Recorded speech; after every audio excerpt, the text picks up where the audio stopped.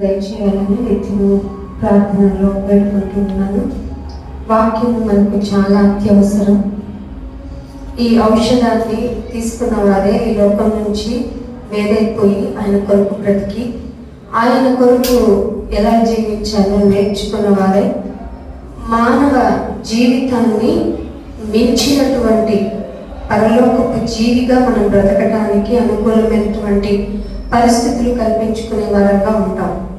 మనిషి స్థితిగతులు, మనిషి మానసిక స్వభావము ఈ లోకపరమైనటువంటి ఆశలతో నిండి ఈ లోకపరమైనటువంటి విధానాల్లో మునిగి తేలిపోయి దేవుణ్ణి ఏ విధంగా ప్రార్థించుకోవాలి, దేవుణ్ణి ఏ విధంగా స్తుతులు చెల్లించుకోవాలి, దేవునికి చేయవలసింది ఏంటి, ఎలా చేస్తే దేవుణ్ణి మనం ప్రసన్నం చేసుకోగలము మనం ఆలోచించుకోవాలంటే మన యొక్క ఆలోచన విధానం అంటే మనిషిగా మనం ఆలోచించే విధానం ఏదైనా తప్పు అవుతుంది.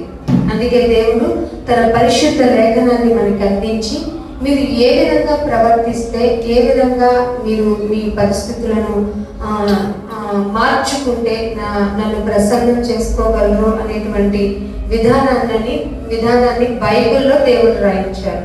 సో వాక్యాన్ని విందాము, వాక్య పఠనంలోనికి వెళ్దాము. మనం త్వరగా దేవుని మాటలు హృదయంలోనికి చొచ్చుకునేలాగా మన జీవితాన్ని తీర్చిదిద్దుకుందాం. ఇప్పుడు చదివిన ఉత్తర ప్రత్యుత్తరాలలో భాగమైనటువంటి యెషయా గ్రంథము 33వ అధ్యాయము 15వ వచనాన్ని ఒకసారి చూసుకుందాం. నీతిని అనుసరించి నడుచుచు ఏమండి, ఇది ప్రపంచంలో కరువైపోయింది. మనిషి దేన్నైతే అనుసరించాలని దేవుడు ఆశపడుతున్నాడో అది మనిషి జీవితంలో లేదు సరికదా. లోకానికి వేరైపోయాము అనుకున్న మానవ జాతిలో కూకటి వేళ్లతో పీకి వేయబడింది నీతి అనేది. అర్థమవుతుందా మీకు? నీతి అనేది కూకటి వేళ్లతో పీకి వేయబడి మనిషి తన ఇష్టమైన మార్గాన్ని తన కొరకు అలవాటు చేసుకొని తను ఏ విధంగా లోకంలో బ్రతికితే కన్వీనియంట్గా ఉండగలడో, ఏమైనా మన జీవిత భాగస్వామ్య జీవన విధానంలో ఏ ప్రాఫిట్ వస్తే మనం బ్రతకగలమో మనిషి నేర్చుకుంటున్నాడు. కానీ దేవుని కొరకు బ్రతకాలి అనే ఆలోచనలో భాగమైనటువంటి నీతిని తన జీవితంలో పెట్టుకోవటం లేదు. జాగ్రత్తగా వింటున్నారా? మనిషి దేన్ని పెట్టుకోవటం లేదు? నీతిని తన హృదయంలో పెట్టుకోవటం లేదు. నీతి పెట్టుకోవడమే కాదు, నీతిగా నడుచుచు అని బైబిల్లో మాట చెప్పబడుతుంది. నీతి అనుసరించి నడుచుచు. ఏ నీతి? మనుష్య నీతి కాదు, దేవుడు చెప్పిన నీతి ఒకటి ఉంది, బైబిల్లో మాత్రమే దొరుకుతుంది నీతి. ఆ నీతిని అనుసరించితే మనిషి ఏ విధంగా ఉంటాడో తెలుసా? యథార్థంగా ఉంటాడు. యథార్థముగా ఉండటం వల్ల ఏమవుతుందో తెలుసా? ఉన్నది యథార్థంగానే మాట్లాడతాడు. నీతిగా అనుసరించి ప్రవర్తిస్తే మనిషి యథార్థంగా ఉంటాడు. యథార్థంగా ఉండటమే కాదు, యథార్థంగా మాట్లాడుచు నిర్బంధము వలన ఇంత స్టోర్ చేసుకుంటే ఎంత ప్రాఫిట్, మనకు వచ్చిన క్రాప్ ని మనం దాచుకొని పీక్ టైంలో బయట పెడితే లాభం వస్తుంది, లేదు షేర్ మార్కెట్లో పెడితే లాభం వస్తుంది, లేదంటే డిపాజిట్ చేసుకుంటే మనకి లాభం వస్తుంది. ఇలా నిర్బంధము వల్ల వచ్చే లాభాన్ని కూడా నీతిని అనుసరించే వాళ్ళు ఇష్టపడరు. అర్థమవుతుందా? ఇందాక ఒక లైవ్ చూస్తున్నప్పుడు ఒక వ్యక్తి ఒక పాస్టర్ గారిని అడుగుతున్నాడు, ఏమంటే పాస్టర్లు కావాల్సినటువంటి సదుపాయాలు ఈ మధ్య దొరకటం లేదు కదా, ఏదన్నా ఇన్సూరెన్స్ లాంటివి చేసి పెట్టొచ్చు కదా, అలాంటిది ఏమన్నా ఉంటే ప్యాకేజ్ బయట పెట్టొచ్చు కదా అంటున్నాడు. మరి దేవుడు ఏం చేస్తారు కదా? నిర్బంధము వల్ల వచ్చే లాభాన్ని కూడా ఇష్టపడకూడదు. విశ్వాసి కానీ క్రైస్తవులము అని చెప్పుకునే వాళ్ళు ఎవరైనా సరే నిర్బంధము వల్ల వచ్చే లాభాన్ని ఉపేక్షించాలి. ఇది జరుగుతుందా మనలో? ఎంతో కొంత రూపాయి లాభం వస్తే అమ్ముకోవాలనుకుంటాడు ఎవరైనా.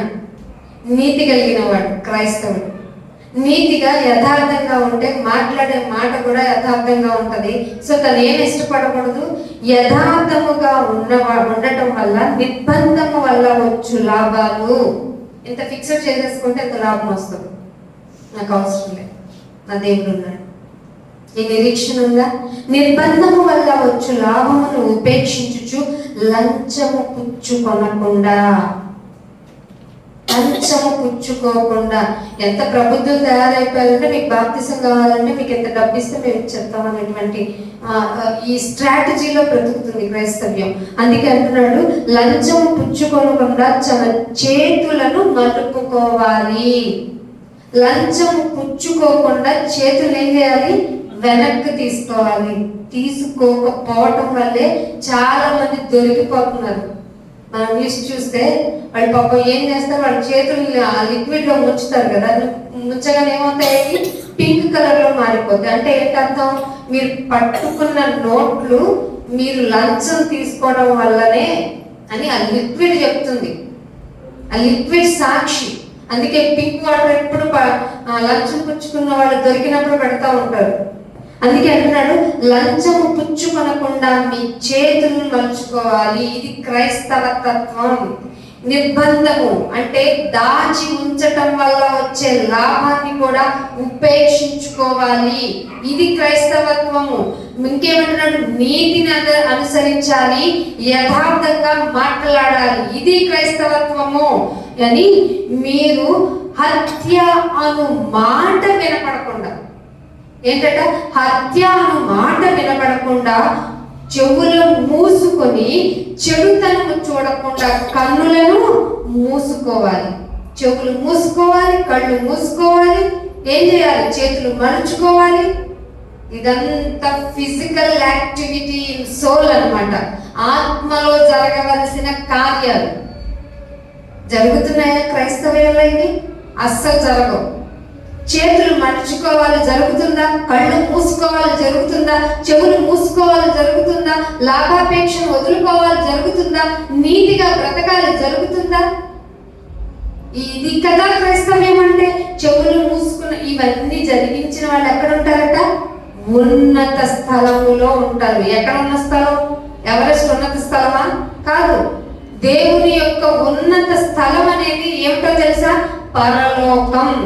అక్కడికి వెళ్ళాలంటే లైఫ్ లాంగ్ నువ్వు పాటించవలసిన నిబంధనలు, నియమాలు నిష్టగా పాటించితేనే తప్ప మనం పరలోకానికి వెళ్ళలేం. అంతేకాని మన జీవితంలో మనకిష్టమైన భక్తి విధానంలో బ్రతికితే ఎట్టి పరిస్థితుల్లోనూ పరలోకం రాదు.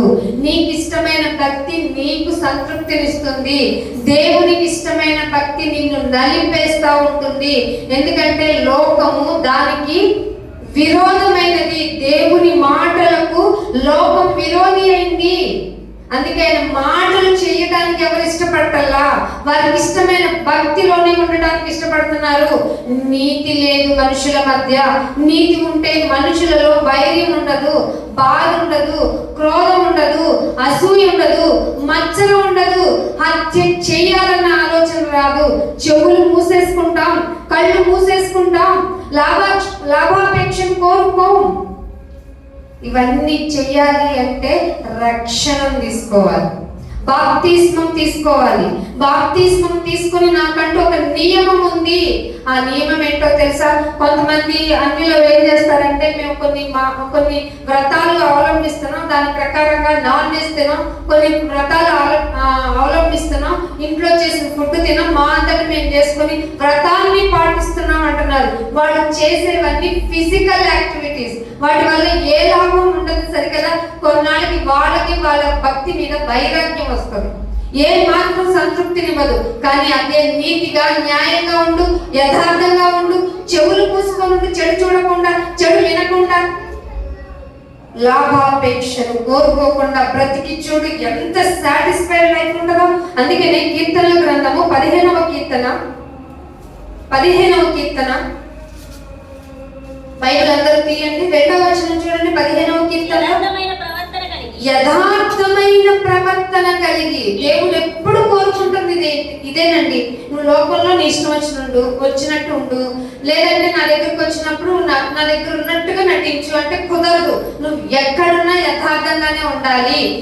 యథార్థమైన ప్రవర్తన కలిగి నీతిని అనుసరించువారులు. మళ్ళీ ఇక్కడ ఏమంటున్నాడు? నీతిని అనుసరించుచు హృదయపూర్వకంగా నిజం చెప్పాలి. నిజం చెప్పమన్నాగా ఆ కర్మగాలి చెప్తా అన్నవాడు. హృదయపూర్వకంగా నిజమే మాట్లాడాలి. కోర్టులో ఎప్పుడైనా విట్నెసింగ్ కోసం తీసుకెళ్దాం అనుకో, సో బుక్ మీద ప్రామిస్ చేసి చెప్పు అంటారు. ఎందుకంటే నీ మాట మీద నమ్మకం లేదు, దీని మీద నువ్వు ప్రామిస్ చేస్తే నిజం చెప్తావు. కానీ దీని మీద ప్రామిస్ చేసిన వాళ్ళైనా సరే నిజం చెప్తున్నారా? చెప్పరు. కానీ దేవుడు ఏం చెప్తున్నాడో తెలుసా? యథార్థంగా ఉండి చూపించు. యథార్థముగా ఉండి యథార్థ ప్రవర్తన కలిగి నీతిని అనుసరించి హృదయపూర్వకముగా నిజం పలికితే ఎక్కడ ఉంటావో తెలుసా? మొదటి వచనం అంటున్నాడు, నీ గుడారంలో అతిథి గెస్టులుగా ఉంటాం. మనం గుడారములో అతిథిగా ఉంటాం, పరిశుద్ధ పర్వతము మీద నివసించగలుగుతాం. ఎవరు వాళ్ళు అని అడుగుతున్నాడు బైబిల్లో. ఎవరు అలా ఉండేవాళ్ళు ఉంటారా? యథార్థమైన ప్రవర్తన కలిగిన వాళ్ళే కదా ఉండేది. ఉంటున్నావా? ఉండడానికే కదా మనల్ని పిలిచింది ఆయన. దేనికి పిలిచాడు? నా భజన చేయమంటారు. ఎందుకు పిలిచాడు? నీతిని అనుసరించు, హృదయపూర్వకంగా నిజం పలుకు, అప్పుడు ఉంటావు పరిశుద్ధ పర్వతంలో, ఉన్నత పర్వతం మీద నీకు ప్లేసింగ్ దొరుకుతుంది. ఎక్కడ ఉంటాడు? నా గుడారంలో అతిథివి నువ్వు, నా గెస్ట్ నువ్వు అంటున్నాడు దేవుడు. మనమే ఈ లోకపరమైన గెస్టులకి మర్యాద చేయకుండా ఉండలేమే. దేవుడు నిన్ను నన్ను గెస్ట్ గా ఉంచుతాడంట. ఎప్పుడు? నీతి అనుసరించాలి. ఇది ఒక రోజులో జరిగేది కాదు. నీ ముందు పరీక్షలు వస్తాయి. నీతిగా ఉండాలి అంటే నీతిగా ఎలా ఉంటావో చూపించి ఈ ముందు నీకున్న బలహీన పరిస్థితులన్నీ చుట్టూ ఉంచుతారు. ఏం లేదు, నాకు అప్పు ఉంది, ఒక 5 లక్షలు నీకు లంచం పుచ్చుకునే ఛాన్స్ వస్తుంది. ఎవరికి తెలియదు. తీసుకుంటావా? తీసుకోవాలి, ఖచ్చితంగా తీసుకుంటాం. తీసుకుంటే ప్రాబ్లం సాల్వ్ అయిపోద్దిగా. మరి చూసే వాళ్ళు ఒకళ్ళు ఉన్నారుగా. ఎవరు వాళ్ళు? దేవాది దేవుడు. ఇక్కడ పట్టుకోపోవచ్చు, అక్కడ దొరుకుతావు. అప్పుడు ఎలా ప్లేస్ దొరుకుతుంది నీకు? ఏం చేసాము? నేను ఇవ్వలేను అనుకున్నావా? నేను పోషించలేను అనుకున్నా? నేను సాయం చేయలేను అనుకున్నా? నువ్వెందుకు నీతిని కోల్పోయావు? నా రాజ్యానికి వారసుడివి కాదు నువ్వు. ఇంకొకళ్ళు ఉంటారు ఊరికి బేరాలు. ఎందుకు బేరాలు అడుగుతారంటే 100 రూపాయలది మనకు 10 రూపాయలకి వచ్చేయాలి. దానికి ఒక ప్రోడక్ట్కి ఇంత వాల్యూ ఉంటుంది, వాడి కష్టానికి ఇంత వాల్యూ ఉంటుంది, వాడికి ఒక 10 రూపాయల లాభానికి మనం వదిలి కొనుక్కుందాం అనే ఆలోచన ఉంటుంది మనకి. వాడిని కీచి బేరం ఆడితే కొన్నాం అని అంటాం. అనవసరం. నిర్బంధముగా ఉన్నటువంటి ఆ లాభాన్ని కూడా ఉపేక్షించుకునే క్యాపబిలిటీ కావాలి క్రైస్తవులకి. వదులుకోగలమా? ఊరికినే వస్తే తింటాం అలవాటైంది మనకి, దాన్ని వదులుకోగలమా? ఉన్నత స్థలములలో నిన్ను ఉంచుతాను అలా ఉంటే అంటున్నాడు. నా గుడారంలో అతిథిగా ఉంటావు నువ్వు. అసలు ఉండేవాడు అన్నాడు. అదే అంటున్నాడు మొదటి వచనంలో 15లో, యెహోవా నీ గుడారంలో అసలు ఉన్నత అతిథిగా ఉండదగేవాడెవడు?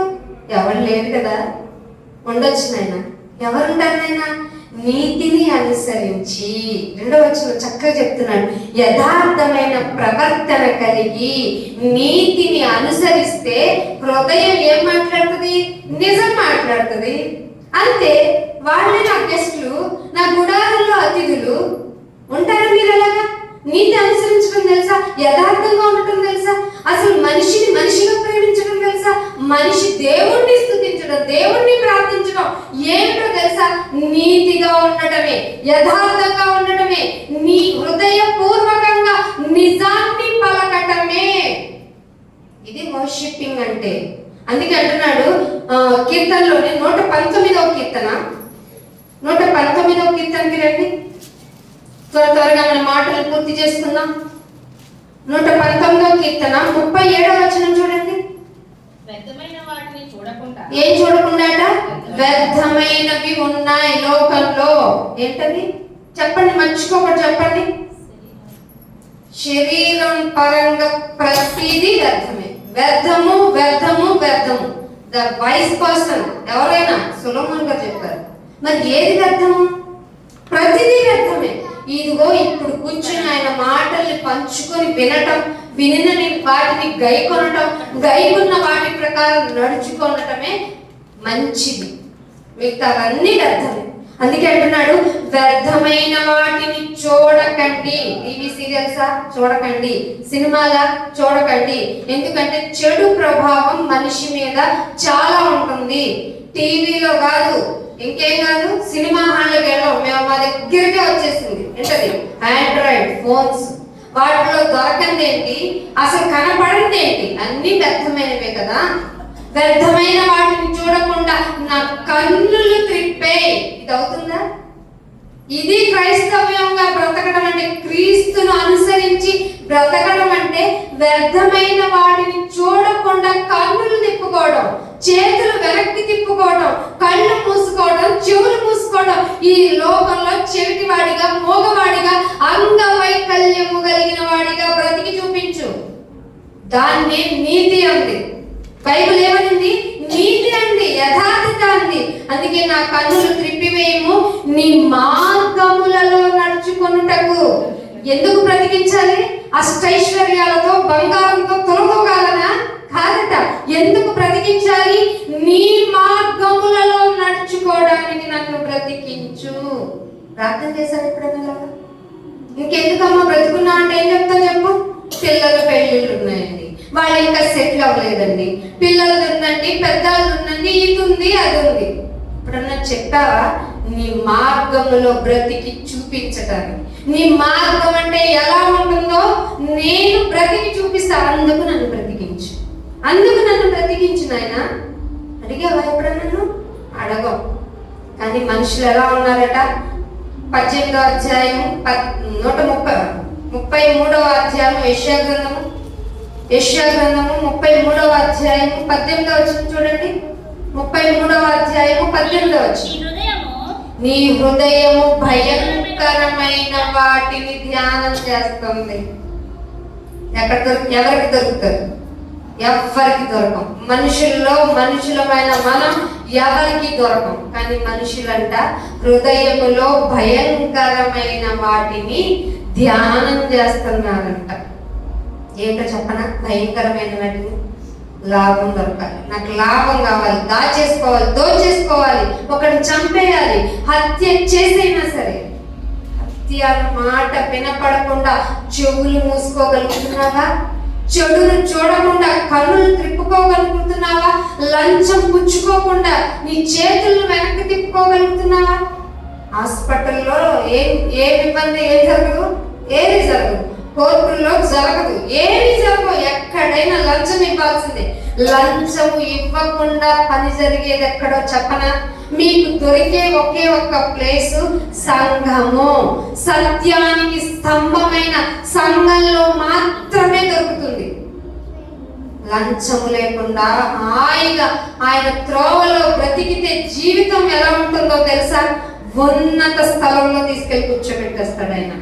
ఆయన పరిశుద్ధ స్థలంలో గెస్ట్ గా ఉంచేస్తాడు ఆయన. ఇది ఎవరికి అవసరం లేదు. మేము భూమి మీద ఉన్నంత కాలం సుఖంగా బ్రతకాలి, ప్రాఫిటబుల్ గా బ్రతకాలి, చాలా నెమ్మదిగా బతకాలి, సకల సౌకర్యాలు ఉండాలి, సకల సౌకర్యానికి మించిన భోగములో మేము బ్రతకాలి. అయితే దేవుడు ఏమన్నాడు తెలుసా? మీలో యుద్ధములు, పోరాటములు ఎందుకో తెలుసా? మీరు భోగేచ్ఛలతో ఉన్నారు కనుక మీకు ఏమీ దొరకటం లేదు, ఒకరినొకరు కలుచుకొని చచ్చిపోతున్నారు అని చెప్తుంది బైబిల్. అందుకనే మనం చేయాల్సింది ఏంటో తెలుసా? మనము నీతిగా బ్రతికి చూపించడం. అందుకనే 1 కొరింథీయులకు రాసిన పత్రిక 1వ అధ్యాయం 1 కొరింథీయులకు రాసిన పత్రిక 1వ అధ్యాయం 20వ వచనం. జ్ఞాని ఏమయ్యను, శాస్త్రి ఏమయ్యను? ఈ లోకంలో తర్కవాదులు ఉన్నారు. లోకంలో ఇష్టం వచ్చినట్టు బ్రతికితేనే, మన రూల్స్ మనం పెట్టుకొని బ్రతికితేనే, మన ఇష్టానుసారంగా బ్రతికితేనే లాభాన్ని స్వతంత్రించుకోగలమనే తర్కవాదులు ఉన్నారు. వాళ్ళందరూ ఏమైపోయారు? మట్టిలో కలిసిపోయారు. దేవుడు ఏమంటున్నాడు? జ్ఞానిని అని చెప్పుకొని నాకున్న జ్ఞానంతో నేను స్టాక్ మార్కెట్ ప్రాఫిట్ తేగలను, బిజినెస్ లో నా ఐడియాలను పెట్టి నేను ప్రాఫిట్ తేగలను, నా బిజినెస్ నా కాలమే నా బిజినెస్, పెట్టుబడి నాకు వచ్చే లాభము అని చెప్పుకొని తిరుగుతున్న మనుషులు, జ్ఞానులని లోకంలో పిలువబడిన వాళ్ళంతా ఏమైపోయారు? శాస్త్రులు ఏమైపోయారు? వాళ్ళంతా ఏమైపోయారు? మీకు ఒక విషయం తెలియాలి. లోకంలో ఉన్న జ్ఞానాన్ని దేవుడు ఏం చేశాడట? వెర్రిరోయ్ అన్నాడు. మీరు ఏమైనా చెప్పండి, లోకంలో అంతా వెర్రి ఉండింది. వెర్రి. అందుకే ఈ లోకపు జ్ఞానాన్ని దేవుడు వెర్రితనముగా చేశారు. దీనివల్ల ఏమైందో తెలుసా? 21వ వచనంలో దేవుని జ్ఞానానుసారంగా ఏంటట? మనిషికి ఏం కావాలి?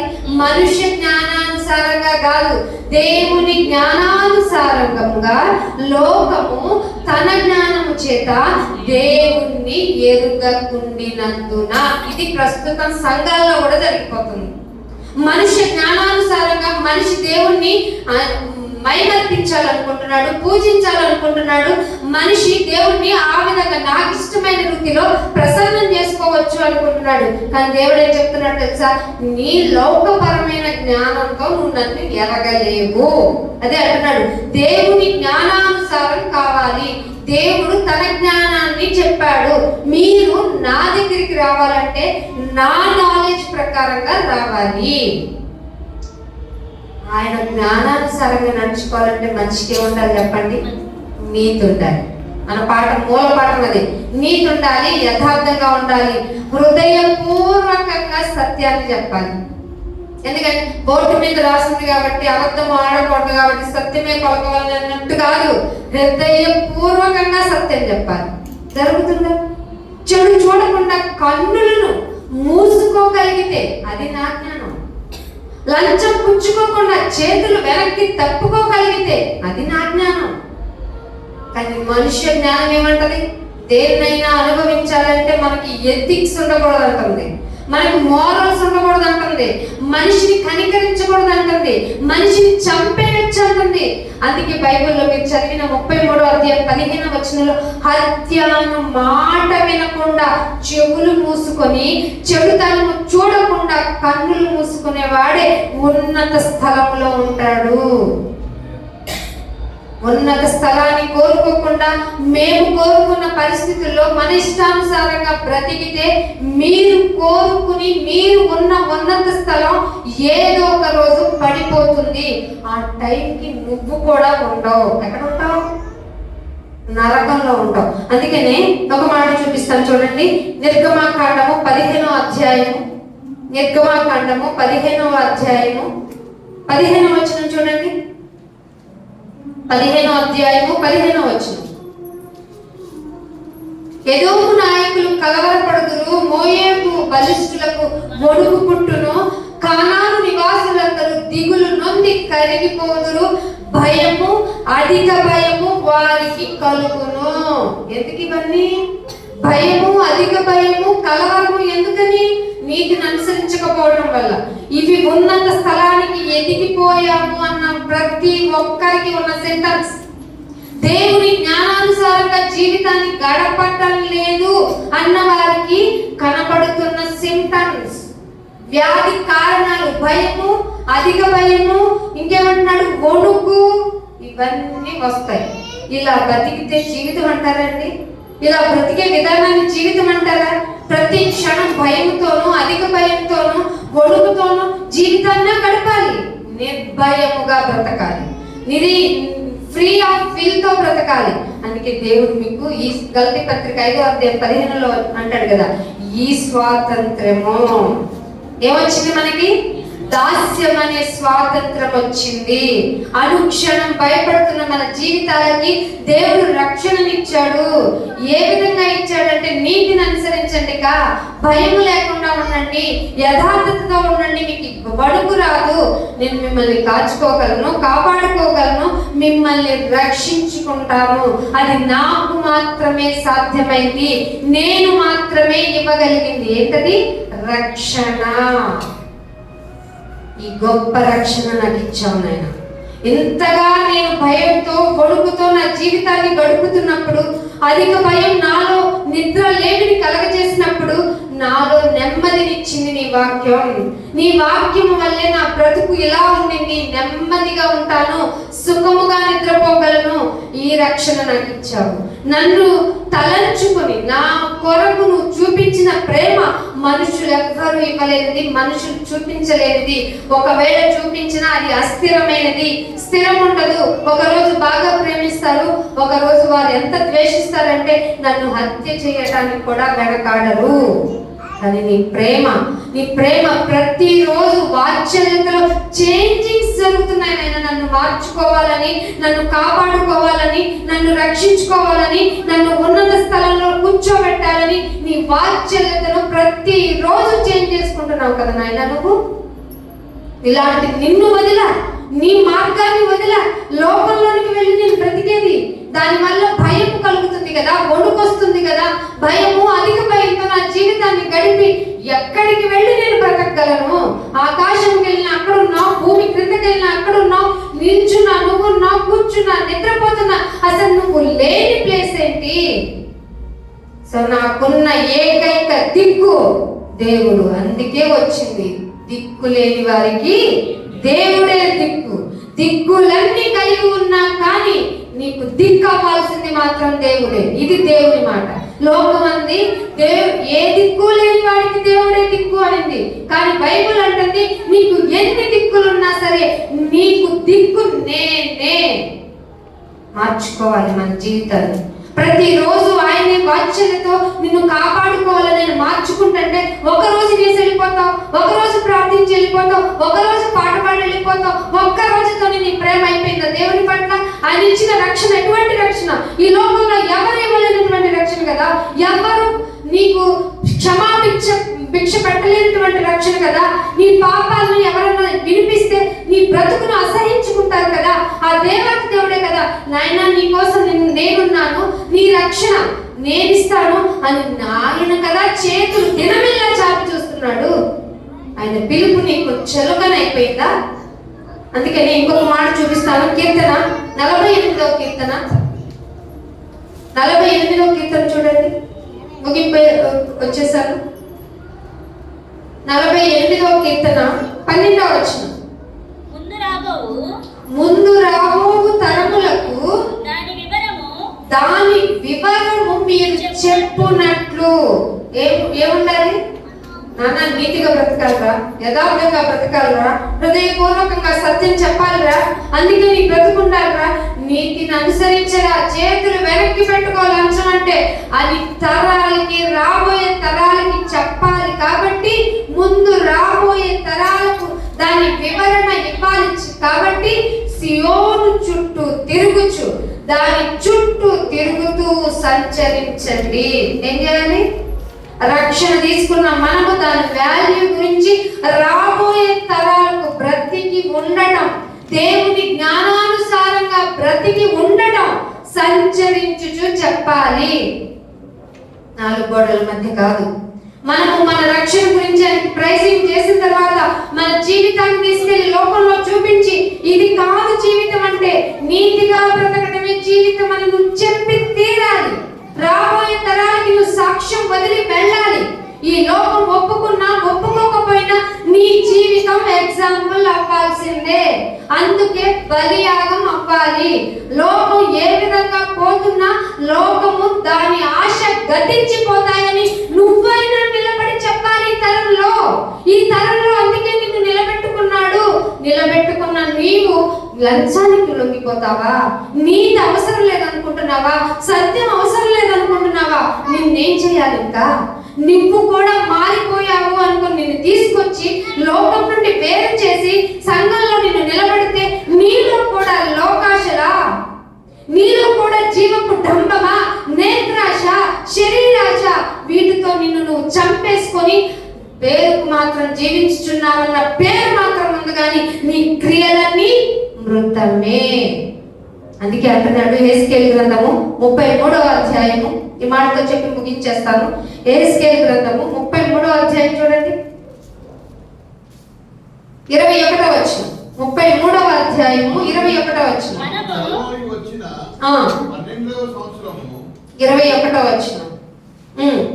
మనము చెరలోనికి వచ్చిన 12వ సంవత్సరము 10వ నెల 5వ దినమున ఒకడు యెరూషలేము నుండి తప్పించుకొని 22 చదివాను. తప్పించుకొనిన వాడు వచ్చిన వెనకటి సాయంత్రమున యెహోవా హస్తము నా మీదికి వచ్చెను. వస్తే ఏం చేశాడట? ఉదయమున అతడు నా యొద్దకు రాకమునిపే యెహోవా నా నోరు తెరువగా ఏం జరిగిందట? పలుకుటకు నాకు శక్తి కలిగెను. పలకటానికి శక్తి ఇచ్చేది ఎవరు అనుకున్నారు మీరు? నాకు నోరు లేదు, నేను చెప్పలేను, నా వల్ల కాదంటే కుదరదు. కనీసం నీకు పలకటానికి శక్తినివ్వగలిగిన దేవుని యొక్క సామర్థ్యం ఎరగకుండా నువ్వు మౌనంగా ఉంటే, కనీసం ఆరాధన చేయడానికి నీకు ఇచ్చిన రక్షణ వాల్యూ ఎన్ని రోజులు నువ్వు బ్రతికినున్నంత కాలం thank you thank you thank you అని చెప్పిన తీరని రుణమే ఆయన ఇచ్చిన రక్షణ. కనీసం ఆరాధన చేయటం రాదు, కనీసం ఆయనకి థ్యాంక్స్ చెప్పడం రాదు. ఆయన ఏమన్నాడు తెలుసా? నువ్వు మౌనంగా ఉండకుండా పలకటానికి నోరు ఇచ్చేది నేను. మాట్లాడకుండా ఉండవా? నువ్వు పలకకుండా ఉంటావా? నా గురించి ఏం చెప్పమన్నా చెప్పవా? ఎందుకు నీకు ఇవ్వబడిన రక్షణ వల్ల విలువ? సో నువ్వు మారకపోతే నిన్ను కూడా నేను తీసుకెళ్ళి ఎక్కడ పడేస్తాను? ఏర్పరచబడిన వారిని సహితము మోసపుచ్చడానికి తిరుగుతున్న సింహమై ఉన్న అపవాది తంత్రములు ఎరగని నీ జీవితం సమాప్తము కాబోతుంది. వాక్యాన్ని వినకుండా, వాక్య ప్రకారం ప్రవర్తించకుండా, మన శక్తితో మన యుక్తితో ఆయన దగ్గరికి వెళ్ళిపోతాం అనుకోవడం మన భ్రమ. చెప్పండి, ఇంకా ఆరాధన చేయండి నాయన. మా యుక్తితో మా నీతితో మా జ్ఞానంతో నిన్ను ఎరగలేదు. నీ జ్ఞానం మాకు తెలియజేసినందుకు, నీ నీతిని అనుసరించేలాగా మా జీవితాన్ని తీర్చిదిద్దినందుకు, లంచం పుచ్చుకోకూడదు, హత్య అనే మాటే వినపడకుండా చెవులు మూసుకునేలాగా మాలో పరివర్తన కలిగించినందుకు, మా జీవితం అంతా నీ ఎదుట పెట్టడానికి యథార్థమైన జీవన విధానాన్ని మాకు ఇచ్చినందుకు, ఇంతకంటే నీ కొరకు మౌనంగా ఉండకుండా నేను వెళ్ళి ప్రకటించటానికి, పలకటానికి నాకు నోరును శక్తిని ఇచ్చినందుకు నీకు వందనాలు నాయనా. ఈ రక్షణ భాగ్యమును అనుభవిస్తూ నీ కొరకు బ్రతుకుతూ నువ్వు బిడ్డ చేసిన త్యాగాన్ని నేను జ్ఞాపకం చేసుకుంటూ నా జీవితం అంతా నీ కొరకు నిన్ను ప్రచురించటానికి నేను ముందుకు కదులుతాను. మౌనముగా ఉండను, నన్ను నేను మార్చుకుంటాను. నువ్వు నా జ్ఞానాన్ని వెర్రిని చేశావు, నీ జ్ఞానంతో నేను నిన్ను ఎరగాలి. ఎదిగిన నేను మౌనంగా ఉండను, నీ కొరకు నేను నిలబడతాను అని మిమ్మల్ని మీరు దేవునికి ప్రతిష్ఠించుకోవాలి. సో ఆరాధన ఎలా చేస్తారు? ఆయన జ్ఞాపకం చేసుకోవడం, మిమ్మల్ని మీరు ఎలా ప్రిపేర్ చేసుకుంటారు? మీ ప్రాణానికి మీరే ఉత్తరవాదులు కనుక మీరు జాగ్రత్తగా వినువారై ఉండి మీరు మోసం చేసుకోకుండా మిమ్మల్ని మీరు బాగు చేసుకుంటారని, అట్టి ధన్యత దేవుడు మీకు దయచేయాలని కోరుకుంటూ ఇంతటితో నా ప్రార్థనను ముగిస్తున్నాను, నా మాటలు ముగిస్తున్నాను. ప్రార్థన చేస్తున్నాను. తండ్రి, మీకు ఎంతో వందనాలు, స్తోత్రాలు. మా నీతికి మమ్మల్ని లంచం తీసుకోమంటుంది, మా నీతి అబద్ధం చెప్పే అంటుంది, మా నీతి నాయన లోకంలో ఎలాగైనా బ్రతికే ఏముందిలే అంటుంది. కానీ నీ నీతి ప్రకారం అయితే అన్నిటినీ నాయన మా కళ్ళు మూసుకోవాలి, చెవులు మూసుకోవాలి, హృదయపూర్వకంగా సత్యం చెప్పాలి నాయన. ఇటువంటి మార్గం, ఇటువంటి రక్షణతో కూడిన నియమ నిబంధన నిష్ఠలతో కూడినటువంటి భక్తిని మాకు ఇచ్చినందుకు మీకు లెక్కలేని వందనములు, స్తోత్రములు. ఇంత మంచి రక్షణ ఇచ్చారు నాయన. ఈ రక్షణ భాగ్యాన్ని అనుభవించుకుంటూ నాయన మీ బిడ్డ చేసిన త్యాగాన్ని నాయన నిరంతరం మా దృష్టిలో ఉంచుకొని ఆ యొక్క రాజ్యాన్ని చేరుకోవడానికి నాయన బల్లలో చేతులు వేస్తున్న మమ్మల్ని కూడా నాయన పవిత్రపరిచి మీ బిడ్డలుగా తీర్చిదిద్ది నీ గురించిన ప్రచురణ చేసేటువంటి పలుకులు, శక్తిని మాకు మరింతగా దయచేయమని కోరుకుంటూ యేసుక్రీస్తు వారి పరిశుద్ధమైన నామమున ఈ ప్రార్థనను అడిగి వేడుకుంటున్నాం మా పరమ తండ్రి. ఆమేన్. అందరికీ వందనాలు. Thank you all of you. God bless you to all. Praise God.